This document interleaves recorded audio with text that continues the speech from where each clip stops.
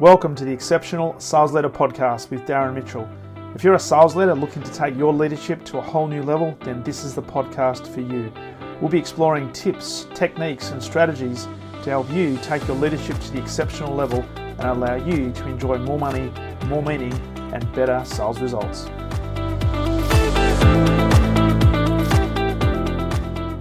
Welcome back to the Exceptional Sales Leader Podcast, and a very, very special welcome to an exceptional sales leader, a lady who was originally from New Zealand, is currently residing in Colorado, but for many years has lived, well, what we say in Australia is a hop, step, and a jump from where I live.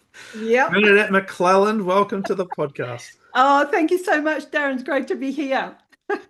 Now, we were just talking before that you used to live in Sunbury, which is about, I'd say, 10 minutes, 15 minutes from where I live in Gisborne here in Australia.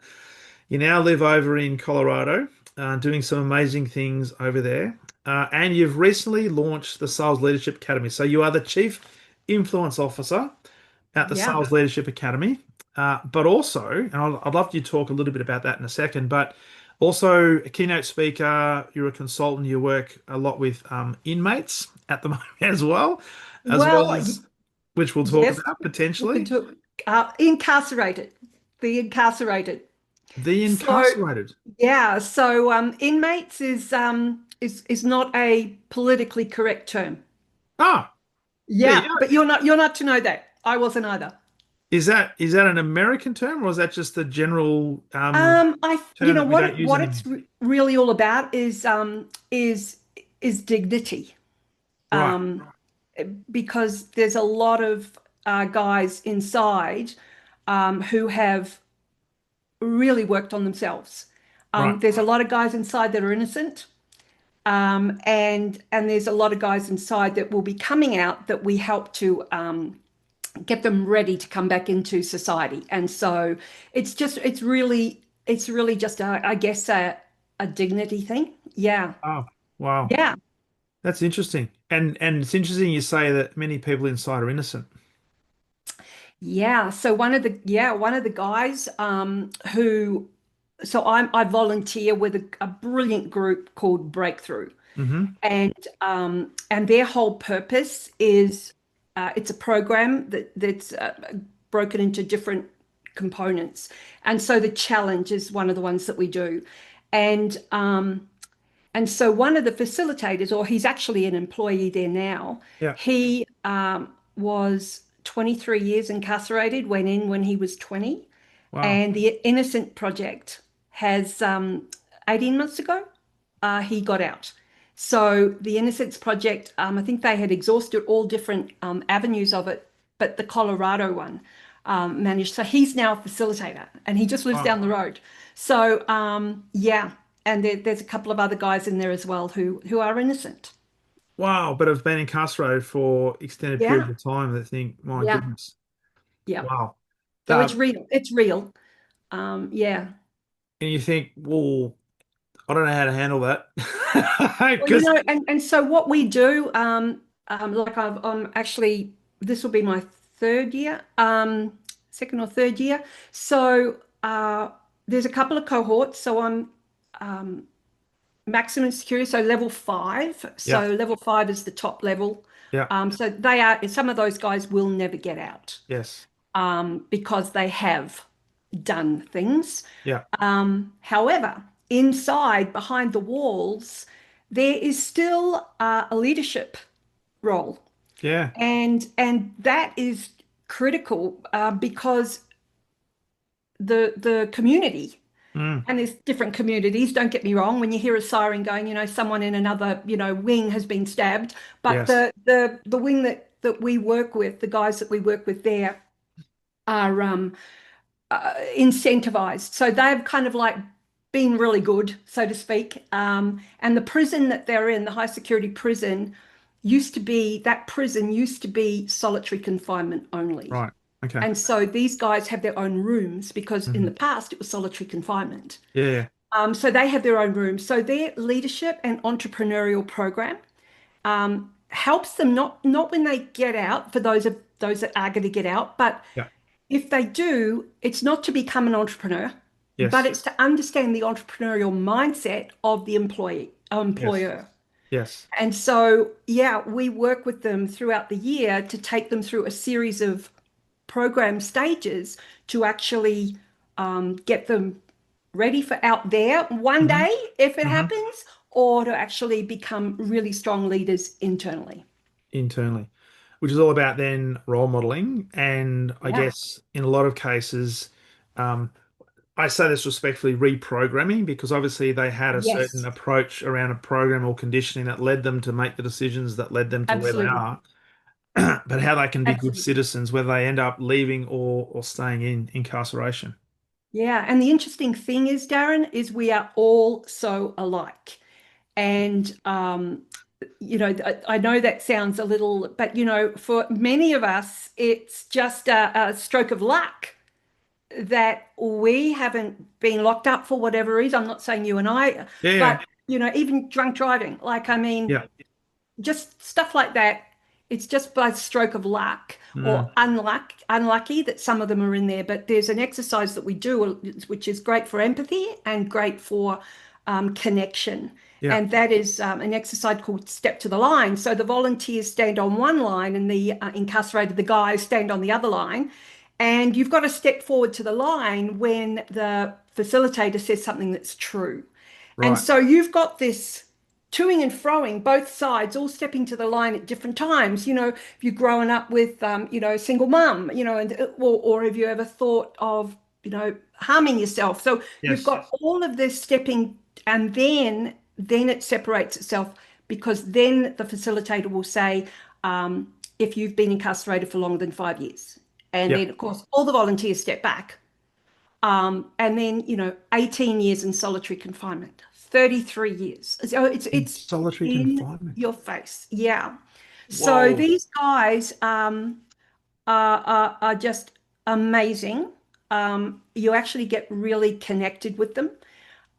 We're not allowed to be connected with them outside, of Yeah, of course. course. But it just brings everything down to a level playing Yeah, yeah, field. yeah, And I think from a leadership perspective, because we're talking here about exceptional sales leaders, I yeah, think from a leadership perspective, that is such an aha moment as well, because you've got unconscious biases happening. You've got, there's just, you know, shadow values. You might say, yes, I'm into collaboration, but then yeah. it's like, well, hang on, there's conditions with that. Totally. So, from a leadership perspective, just getting on the same page as your people Mm. is just it's crucial today. It's interesting you say that because when I read that you do some work with the incarcerated, I'm thinking that bias sort of thing rose to the surface, and I'm thinking, Yeah. how challenging may that have been? Are they receptive to that? Because there'll be lots of examples of good leadership, but also probably not so good leadership. But at the end of the day, as you rightly said, we're all human beings and we crave connection. So Yeah. one of the Yeah. one of the key, I'd love to know what are some of the key lessons you've learnt from that dealing with the incarcerated there that can be applied to people that you work with in the sales leadership realm, because they're also dealing with human beings, but maybe they're dealing with people who have been imprisoned, but in a different way. They might have been imprisoned by their thinking, or might have been imprisoned by their own, habits and so forth. Yeah.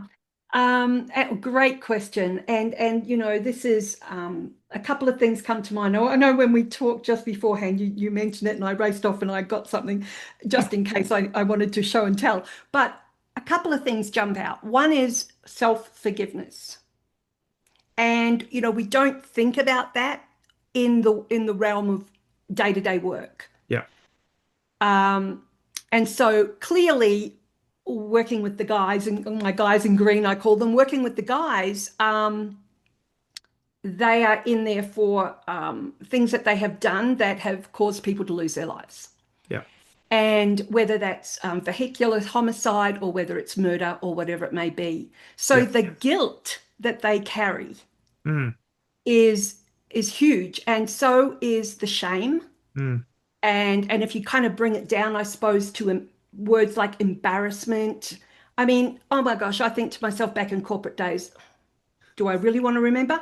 It's like, but the self-forgiveness uh, impacts you with your levels of confidence, with the Mm, way that you carry yourself, with your ability to lose imposter syndrome. mm, So all of that, and I think all of us can take a lesson out of that. mm. Empathy Yeah. is the other thing as well, because you don't know what goes on behind the scenes of anybody. And in that step to the line exercise I told you about, I mean, we're from Yeah. Australia, right? Yeah.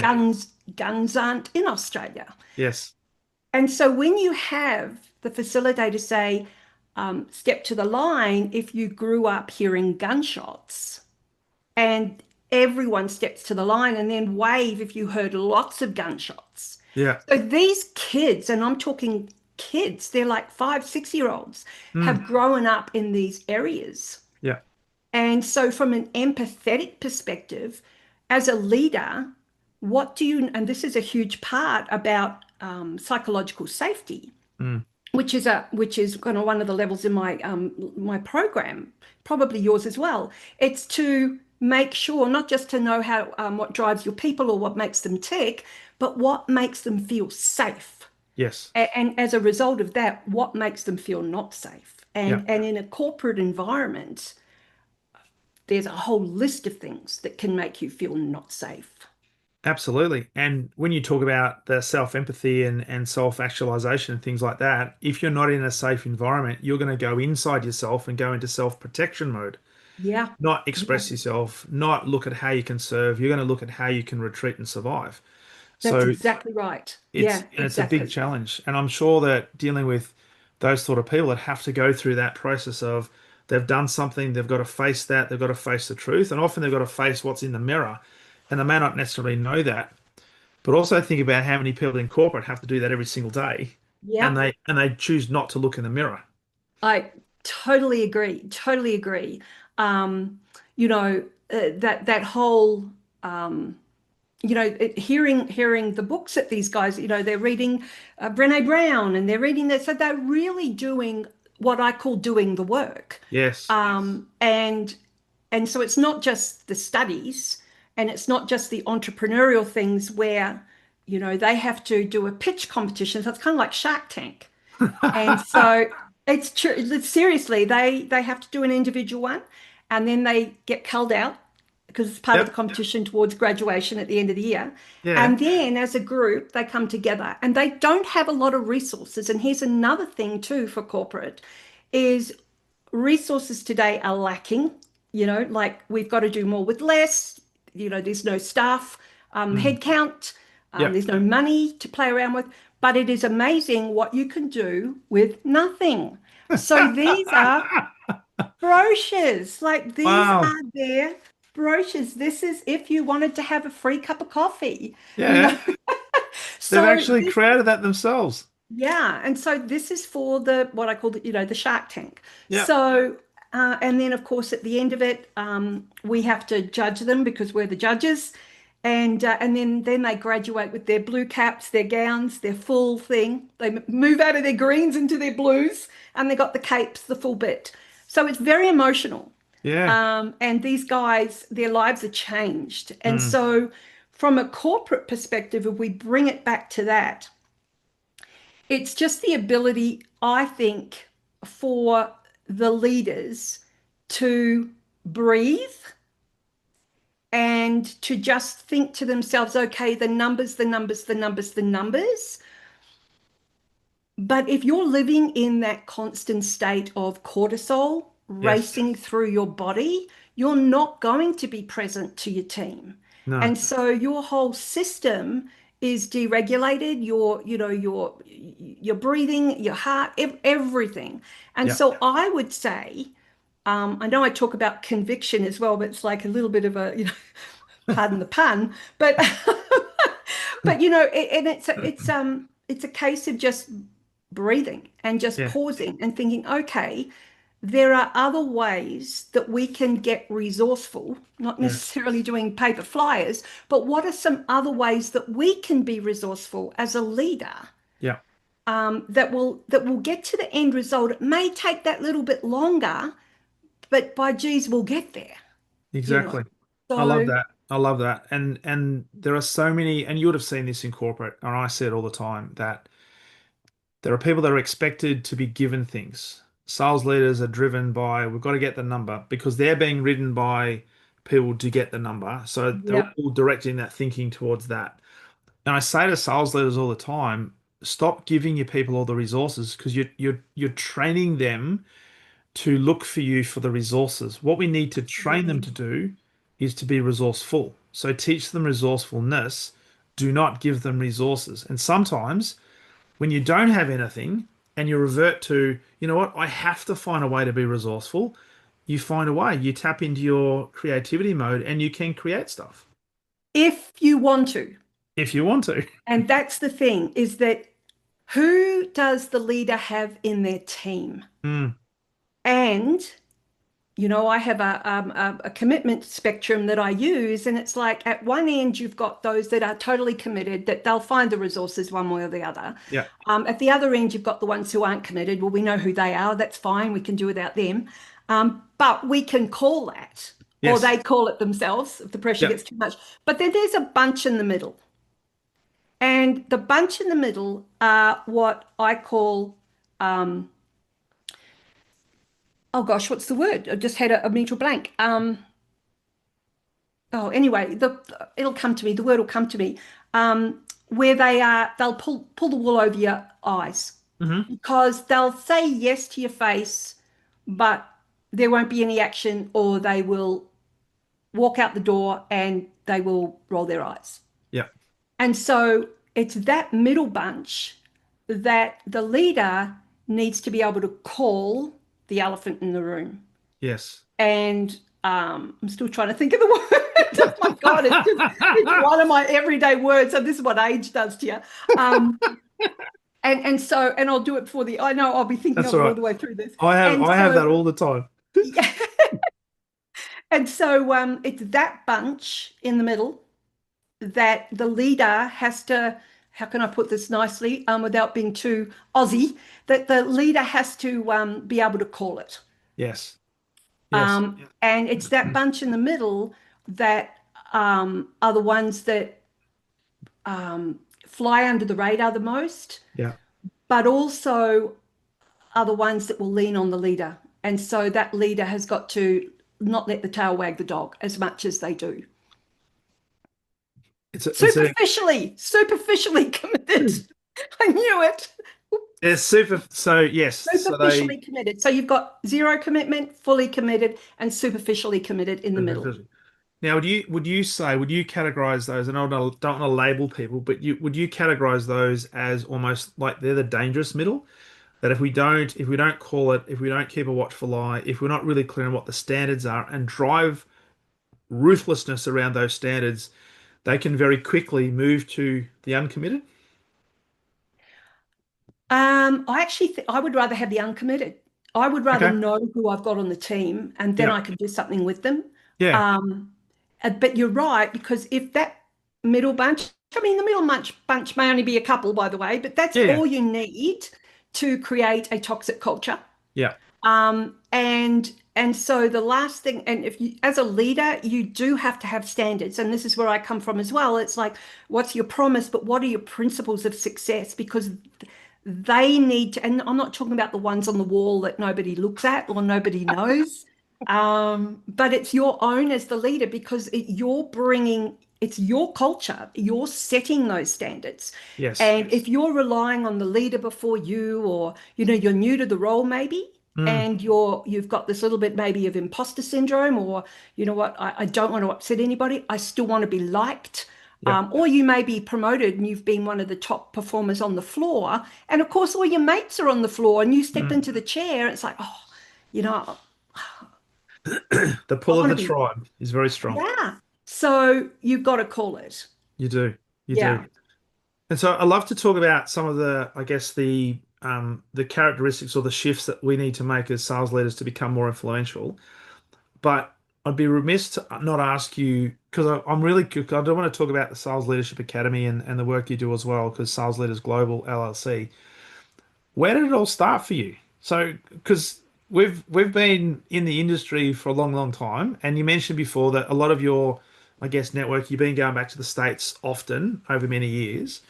I'm always intrigued to understand what made people or what led people to do what we do today. And so for Yeah. you doing your work, because I've been following you, we've been connected on LinkedIn for many years, and I love the work that you do. You're a great storyteller, and you've been on stage with Tony Robbins and Brian Tracy and things like that. So it's a privilege to speak to you. But where did it start? What was the origin? Did you wake up one day and say, you know what, I'm going to do I'm going to be a global influencer working with sales organizations and sales teams, or what happened? So, well, it really did start many years ago, and there was a starting point too. So I worked at Xerox in Melbourne, back in Richmond when it was in Richmond before they moved to St Kilda Road and went from Rank Xerox to Fuji Xerox. And I was in admin. I did the processing of the orders, pre-computer, like some kind of workstation with paper things. Yeah, Went into credit, became a sales secretary, left and had my first child. So she's 40 next week, so this week. So that'll tell you how long ago it was. Um, and went and left and had her, came back 10 months later into the secretarial role, then moved into sales coordinator role. And it right, was in that role, and the floor, there was about 50 salespeople on the floor, 40, 50 salespeople. And it was in that role that I was doing the processing of the orders, but also the commissions. right. And there was one particular guy who was not a high performer. And it was this particular day, and I looked at what he had earned that month and the caliber of person he was. And I Yes. thought, if he can, I can. I love it. And so they were hiring for sales trainees. So not even a salesperson, we're talking Yeah, sales yeah. trainee. And I went for the interview and was knocked back and went back again. They gave me feedback. I went back again. Anyway, three times. They told me that I didn't have what it took to be in sales because I wasn't aggressive enough Wow. and I was too nice. So it was that particular point in time when one of the guys had told me that, he said, in so many words, I marched down the long hallway to the managing director's office and I Yeah. sat down, and I won't share what I said, but he sat back and he said, "You've got the job." And so that's how I started as a sales trainee. And then over time, I left Xerox a couple of times. The grass is never greener, so I'd come back because they welcomed me back. It was kind of like my family. Yeah. And then I left after 20 years as one of the top specialist seniors. So I did get there, and left, and ended up doing a speaking engagement for the company I worked at. It was only a sales meeting, and I got a standing ovation. And I thought, oh, I'd like to do this. It was only Motivational a sales meeting. so, and I think it was about football. And anyway, so I joined National Speakers Association, and that's where I started writing my book. But that didn't last long. That was only a couple of years because of limiting beliefs. Yes. And so we were living in Kyneton, not far from where you are north, and we bought a pet supply shop. And we had that in Kyneton. We had that for a few years. Yeah. Then we bought out a national wholesaler. And then we started importing. Tim left his job. So we've now got staff and we've got salespeople and we've got the full kit and caboodle. And I had a forklift accident, and Right. that knocked me for a sixer. They put me in hospital to fix the damage to my leg. And for 3 days, they put me on a drip of penicillin, not knowing that was shutting my liver down. Oh, wow. So in 2009, GFC year, I was literally bedridden for the whole 12 months. And we lost everything. We lost our acreage up in Kyneton, a couple of houses. We lost everything, and we're on welfare. So we were on Centrelink. And when I got better was when I had decided, if I get better, or when I get better, I'm going to do what I should have done years ago, which was doing what I'm doing now as a coach. Yeah. So we both went to the same coaching school, we've just found out. Yeah. And it was from that point that I took advantage of a free coaching session online through the Tony Robbins, blah, blah, blah. And I got a phone call after I had been doing coaching for about 2 months with my coach, Yeah. and they said, Tony's putting out a opportunity. We want you to throw your hat in the ring. So I was one of 20 people globally that flew to Long Beach to do coach training. And so I was Tony's coach for Asia Pacific across 12 Nice. countries. So that was awesome because it gave me the insight into the hearts and minds of leaders Mm. at that behind the curtain. So what keeps them awake at night, what, you know, worries them, what their aspirations are, what their fears are. I totally understand it. I totally know it. And of course, having lost everything as well through the Yeah. bankruptcy, totally get it. Yeah. So, and then that was, well, I got invited over here for an event. And then 10 years later, we've been coming over every year for that same event. And in 2018, my husband said, let's find out what it takes. And luckily, I'm someone who keeps every piece of paper that says, tick, Bernadette, you did well. And the only way that both of us could get a green card for Tim to work as well was for me to apply for the same visa, the same EB1, the same category as the Pulitzer Prize winner. And I got it for both of Wow. us. And Good that on you. took 12 weeks, 12 Amazing. weeks to get it. So Wow. and we've been here for 3 years. So that's my journey, if you like. So did I set out to do it? Possibly, but you just don't know what's around the corner unless you just break your own system, break your own structure, break your own patterns, and do something different, change your environment, change the Yeah. people you hang out with, So all of those things factor into it. And be open to opportunity and what life throws at you. So looking back Yeah, 2009, being in bed all the whole year, I'd love to understand your thought process because it would have been easy to think about, and I'm not going to put words in your mouth, but woe is me and the world's against me and all this, why this yeah, happened to me sort of stuff. But if you look back on that now, because there's a lot of people that have tragedy happen in their life and they look back and then this might be weird to say, but sometimes depending on the tragedy, they say, well, that's actually a blessing because it's helped shape me into that's who I what I am think. today. Yeah. So Yeah, that's from a, exactly how we think. And if I was to do a TED talk, it would be the blessings of bankruptcy. So yeah, so yes, we lost everything that you can put a monetary value on, house, land, houses, yeah, sports cars, the full bit.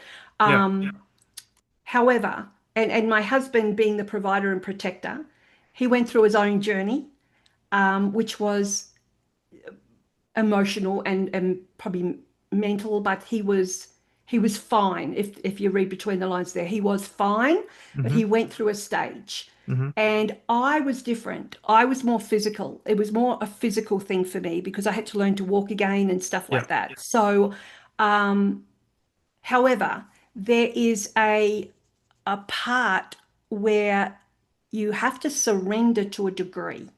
And so this is what I share with people. I have what I call the isness. Isness. It is what it is. yes, And so there are things that I think the minute you start to focus in on the word problem, it takes you to one of two places. It takes you to either the past, yeah, where you look at regret or shame or embarrassment or all of those things, or you look to the future and you get anxiety. mm, And so there's those two states that we go into. And so have created this little metaphor that I use for my clients and my keynotes is the situation room. So if you think about the White House, yes. wrong timing to think about that at the moment, but if you think about the White House, they have the situation room Yeah. or the sit room. They have the situation room, which is where all the strategy happens and, Mm, decisions are made for the world and for the country and all the rest of it. You cannot bring your emotions into that mm, room. You cannot make decisions at that level yeah. with any form of emotion. And so what I've done is I've taken the word situation and I've got my clients to replace the word problem with situation. So Interesting. when you have a situation, Yes. your brain actually shifts into a different gear. It kind of goes to the executive function of your brain. Yep. Just by changing that word, you go from problem in the limbic to situation in the executive part of the brain. Now you are able to rationally, objectively, factually sit down and be able to say, okay, this is a situation. What do I need to do? Mm. And so you go from that feeling to the thinking. And so that's possibly how I came out of that, because it's like, okay, what do I need to do? So that Yeah. masculine energy comes into play. It's like results, results. But what do I need to do? Yes. Do. Yes. And so that's what that's and my husband, he poor guy, had to come along with me. But you know, He's but hanging on he's to your coattails. do. Stop feeling like that. So yeah, and it's good as gold. Never had to go on to medication or anything. So once again, I just started my journey with the coaching and Yeah. having the tools that help you move from a place of unresourceful thinking and Yes. feeling to resourcefulness. Yeah. You can you can do something with nothing. You can. And as you were talking there, I'm thinking in my head, it's going hero's journey, hero's journey, hero's journey. You're on a hero's journey. Oh, You're on we're a all on hero's hero's journey. We're journeys. all on one. Your husband I Tim's on think a I'm on hero's journey. lap 359. But you know, it comes back to the fact of surrender. There are Yeah. some things, and it's a bit like the guys inside, right? They go through the time period where it's like life's not fair, life's not fair. But then there's a certain surrender.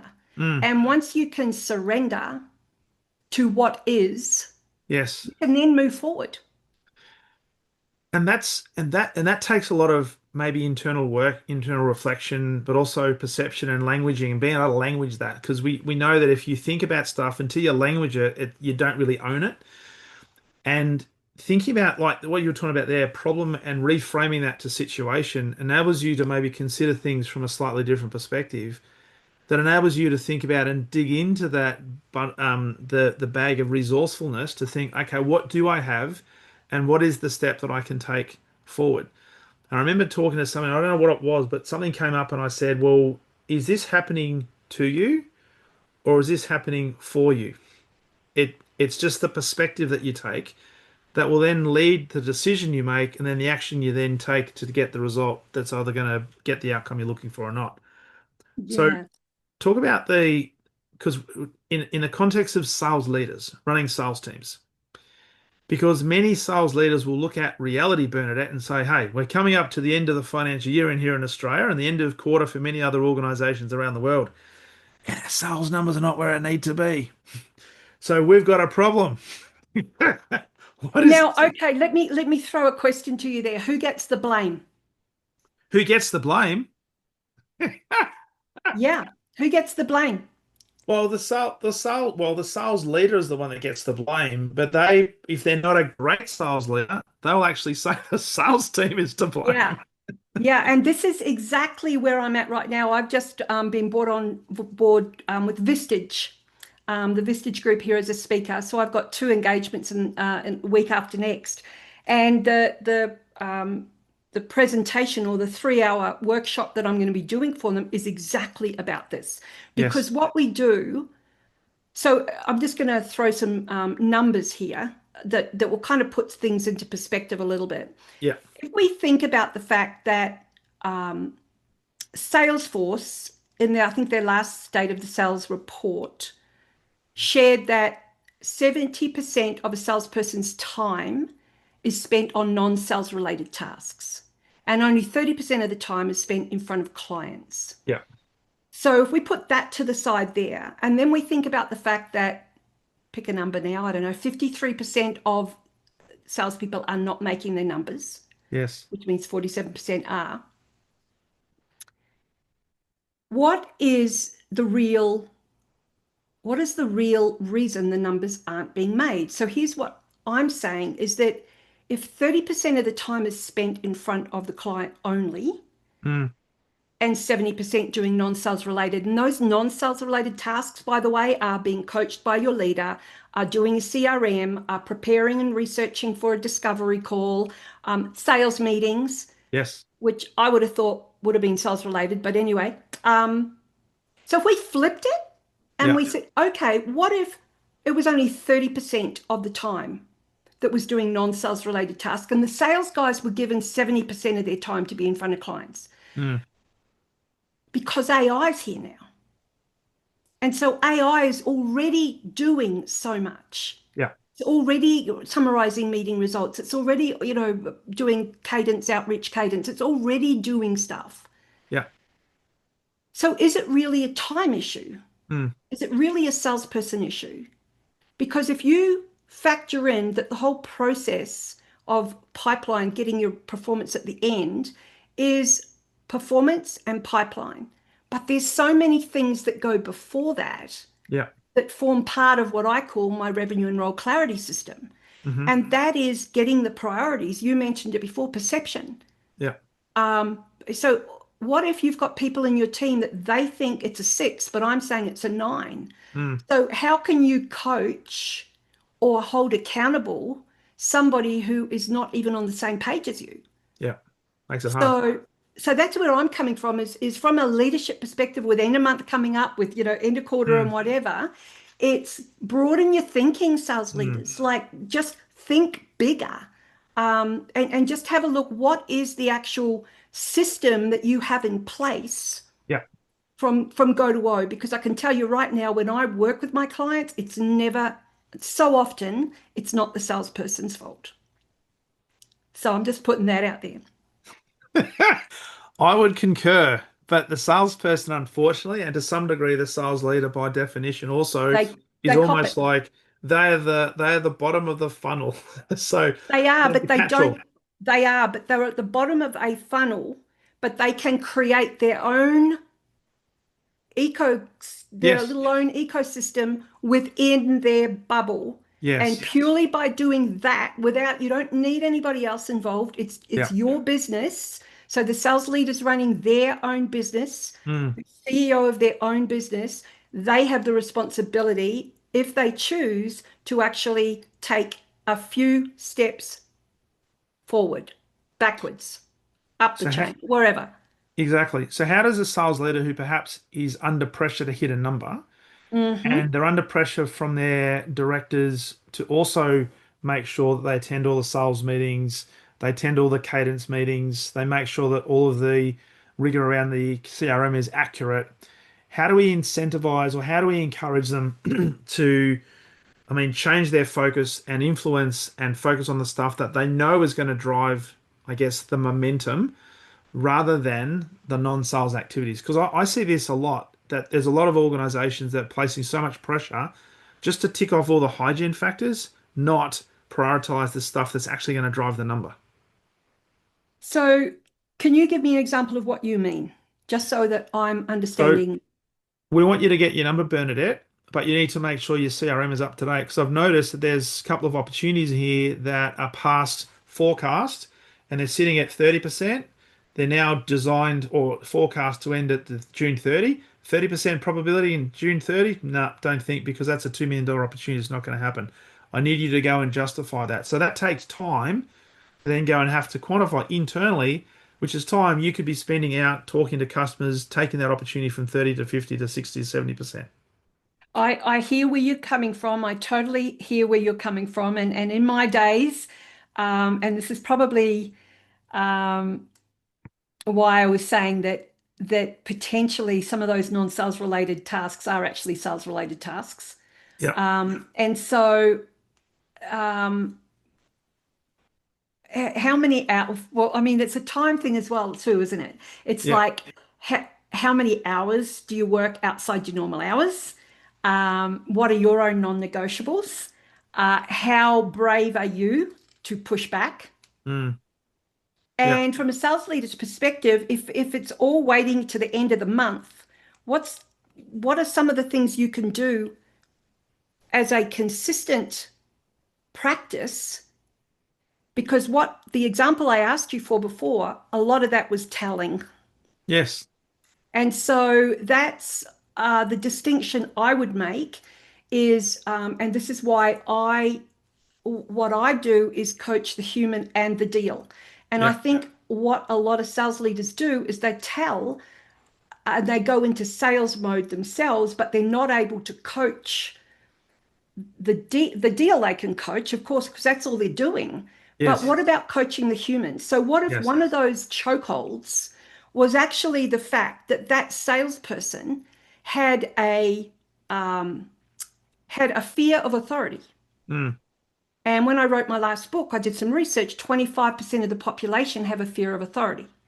So if you see a cop car coming, it's like, hang on, why did you do Am that? I Well, it's a am I cop. doing it? Exactly. It's like doctors, priests, teachers, Yeah. CEO, Yeah. decision maker. And so how many deals are getting stuck in the pipeline that could be closed off earlier, but that salesperson hasn't had anyone coach them around the belief, Yeah. which leads to the three B's I do, which I coach around, are belief, behavior, and business. Hmm. And so it can't just be deal coaching. It's Yeah. got to be what I call my B3s. So yeah, hope that helps.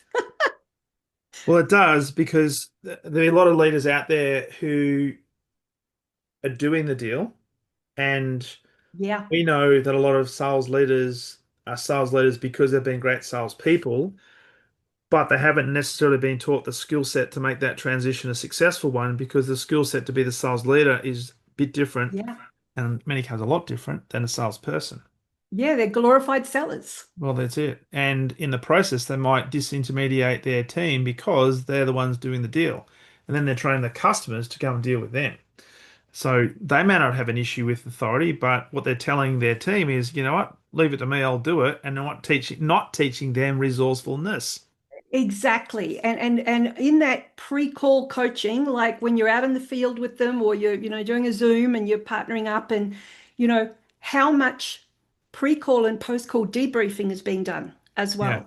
Because part of a leader's role is to allow the salesperson to gently fail in some Mm, areas so that there can be coaching after the fact. yeah. Um, or on the call, agreeing prior to what the roles are and directing the client, if there's a direct question to the leader, directing that to the salesperson to answer. Yeah. So there's this continual upskilling without you having to go into a classroom and spend 2 weeks out in the field. That's right. But back in the day, I was in Xerox. They might have had the big training because I know people that We went to did. IBM. They had to do 2 weeks of training before they were even allowed to see a We customer. did. Yep, totally. Yep. So before So I touch on the your Sales Leadership Academy, I'd love to know from your perspective, thinking 2025 and beyond. You mentioned before AI and how that's becoming more and more prevalent in everything we do. And I'm saying to leaders all the time, if you're not taking advantage of AI and leveraging it, then you're going to be left behind because your competitors are going to be doing it. So learn how to do that. Is there one key piece of guidance or advice around helping a leader become more influential in the sales leadership realm that you would be focusing on as a sales leader? Because there's lots of things you could be doing. If there was yep. one above everything, what potentially could it be? You're not talking AI specific here? No, no, just No, no, no. no, Okay, no, okay. no. So one of the things, so I had a conversation with a sales leader, and I asked them, how are you adding value to your team? Mm, Like, what are you doing to, like, what's part of your role that's providing value? And the answer was, that was kind of the question, but the answer was, I have to do reporting and I have to do this and I have to do that. I said, yeah, but that's going up. And I said, so what about your team? What are some of the things that you do with your team? yeah. And then it was forecasting. I said, yeah, but that's going up. And so you could see the body language twitching. And he said, well, I go out in the field and then straight away, you're making it sound like I don't do anything. And I said, I'm not making it sound like you don't do anything. And so knowing full well that he does. Yeah. And so my thoughts there, which is part of the Sales Leadership Academy is how can you and how will you be able to differentiate yourself Mm. out there in the marketplace when middle management, sales leadership roles are getting cut, cut, cut. We know that. And God only knows how many other roles, but it's going to happen. Yeah. So, how can you rise to the top? How Mm. can you be seen within your company as an entrepreneur, perhaps? Yeah. Or how can you go for another job interview that you're not relying just on CVs or word of mouth or referrals? Mm. Or maybe you want to broaden your potential and look at the industry and being Mhm. seen as some kind of an industry, respected industry leader or something. Yeah.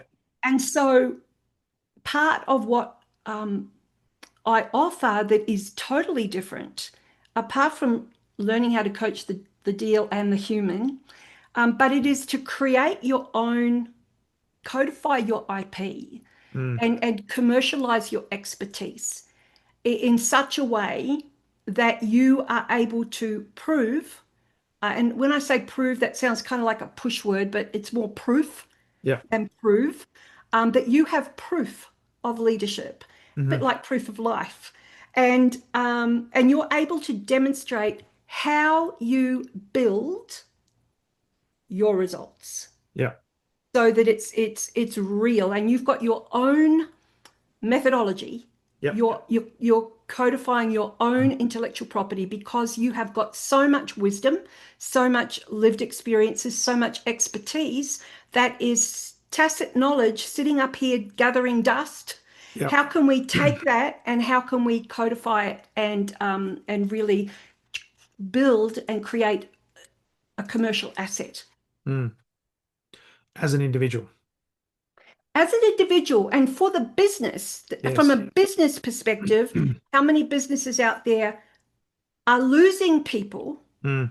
are losing deals, are losing top talent because there is a lack of systemization? Yeah. Love that. Love that. So what we're saying is sales leaders start getting to work, start codifying, start understanding. Well, and Have fun doing it though. You got to have fun doing yeah, it. well, and that's the thing, because if you sit down and talk to a sales leader, how did you get this result? How did you teach? How did you coach this deal through? They may not be able to articulate it, but what we're saying is start thinking about how you articulate it because there is a system. And if you can Yeah, put and that there's in place, you different can replicate it.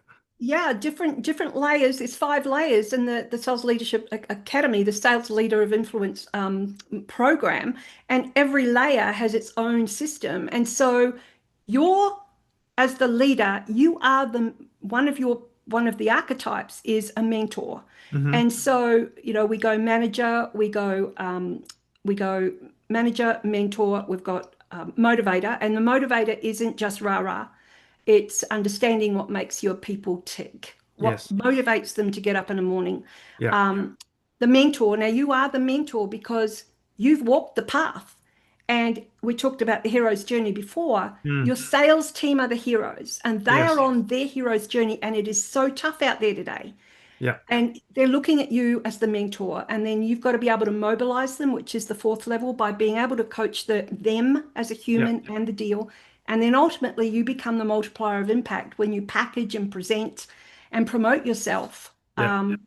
So that's the journey. That is the sales leader of influence journey. So it's kind of a hero's journey. Wow.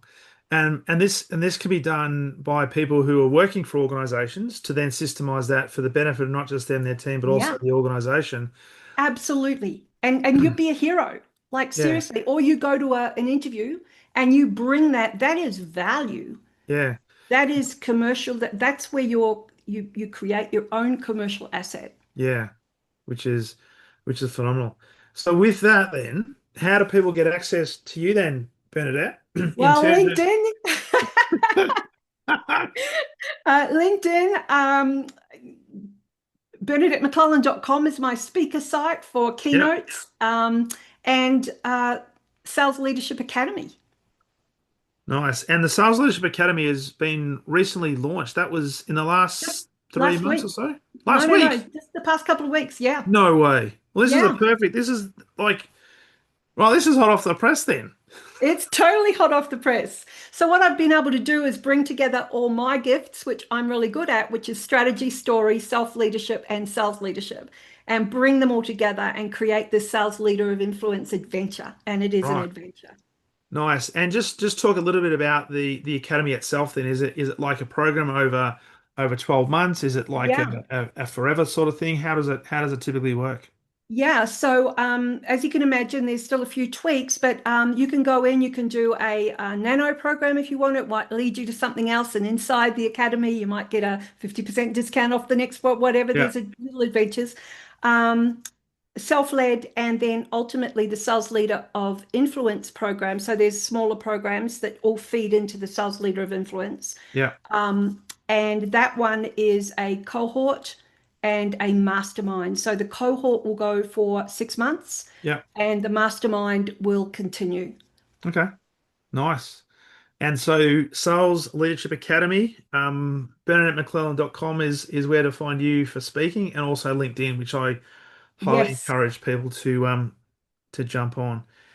So, if there was, because we're just about to wrap up, if there was one key piece of guidance and advice that you'd like to leave people with, that if you had this, with all of your wealth of experience from, and I forgot to mention, you're an author of 6 books, so Oh, you are a machine in terms of a content creator. Uh, whether it be working with incarcerated individuals, working with leaders, your own experience, if there was one lasting gift that you were to give people that would help them on their journey to mm. becoming exceptional, what would that be? I talked the other day, salespeople have got the reputation of having the gift of the gab. Well, I'm going to suggest that, and this is something I've kind of put together as part of my program, it's the gift of the gap. The gift of the And gap. yeah, and so if you think for a moment, the polarities, you know, um, it could be poverty and wealth, or it could be, hot and cold, or it could be scarcity and abundance, whatever it may be. It's a continuum. Yeah. Superficial is not in the middle, but it's a You got that word continuum. now. And we've just got, if we can remember that there is this continuum, and at one end is that extreme, at the other is that extreme. Too many of us live down at the scarcity, the negative, the Yeah. unresourceful. When you really, if you simply thought, I'm here, part of my birthright is prosperity. My birthright is abundance. My Mm, birthright is happiness. My birthright is, we're born into that, but we learn all this other stuff, which we don't need. And so if you picture yourself on the continuum, and that it may just be baby steps, yeah. one at a time, but just keep moving towards the other end of the continuum. Yeah. And that's your mindset. And that's the gap. Mm, And we tend to think we need to be one or the other. We need to be wealthy or poor. We need to be happy or sad. No, yes. there's the gift of the gap. Yes. And go into the gap and slowly, slowly, slowly move your thinking toward prosperity or freedom or Love it. whatever it may be. Love it. And enjoy, if I could add something to that I would think for me is to enjoy I guess the passage or the journey of identifying the gap, but then stepping into the gap and enjoying the steps within the gap towards what is your utopia, which again is part of the hero's journey as well. So And nobody knows what the next step's going to look like.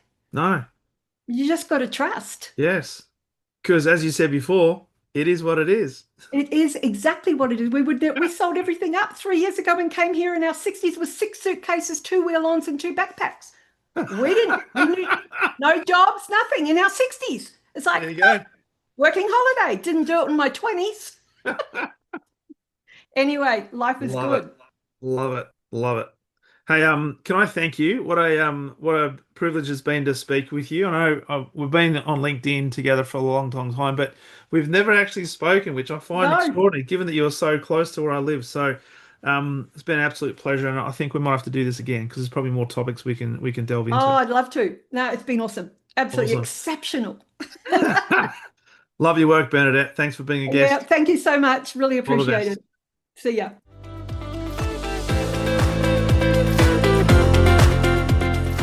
Thank you for listening to the Exceptional Sales Leader podcast. I trust the information in this episode has been helpful in your journey towards becoming exceptional.